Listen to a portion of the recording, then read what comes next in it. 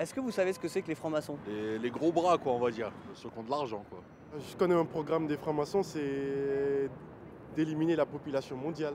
C'est quoi? C'est de créer des choses dont on n'a pas vraiment besoin, mais qui va pour de vrai nous détruire sans qu'on ne se rende compte. Un exemple, la cigarette. Attendez, vous pensez que les francs-maçons Ouais.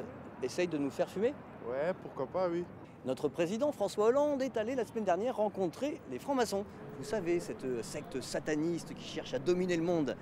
Vous en pensez quoi, vous? Et du coup, François Hollande qui va les voir, vous vous dites quoi? Ça veut dire qu'ils ne pensent pas au développement de la France.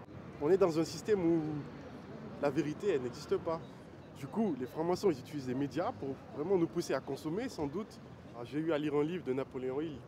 Le titre, c'est Plus malin que le diable. Il raconte que tout ce qu'on vit, les francs-maçons nous font croire des choses qui ne sont pas vraies pour de vrai. C'est un best-seller en plus, vous savez.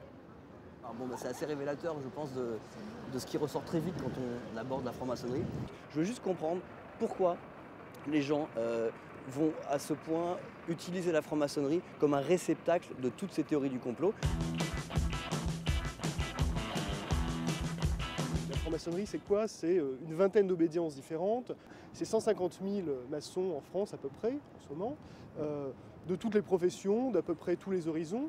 Maintenant, effectivement, il y a cette extrême droite antisémite, très clairement, qui utilise le ressort de l'antimaçonnisme pour faire de l'agitation politique. Et puis, effectivement, dans le sillage du printemps français, du mouvement de la manif pour tous, on a vu ressurgir des mots d'ordre anti-maçonniques. Alors on a eu franc-maçon fasciste, franc-maçon pédophile, etc. Et ce que je trouve intéressant, c'est qu'on le retrouve à la fois dans une espèce d'extrême droite française et chez les islamistes les plus radicaux. On a vu par exemple chez Daesh, dans les revues de l'État islamique, des attaques très très violentes contre la République judéo-maçonnique, en expliquant qu'elle corrompait la jeunesse, qu'elle détournait de la religion, qu'elle cherchait à régner par l'argent, le sexe, enfin, voilà, tous les vieux poncifs à la fois anti-judéo-maçonniques en fait. Prenez Youssef Al-Qaradawi, qui est sans doute l'intellectuel organique des frères musulmans aujourd'hui dans le monde, d'accord?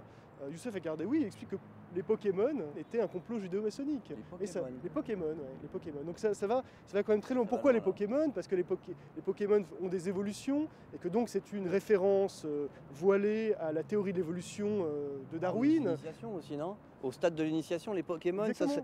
à chaque fois qu'on devient un Pokémon plus fort, c'est comme si on devenait un maçon initié. Moi je ne savais pas. Qu'est-ce qu'on reproche autant à la franc-maçonnerie maintenant? Pourquoi ils attirent autant ces complotistes? On a l'impression que c'est quand même leur combat pour la laïcité. La laïcité, en ce moment, c'est quelque chose qui crispe, aussi bien l'extrême droite française, Manif pour tous, et dans les réseaux islamistes aussi.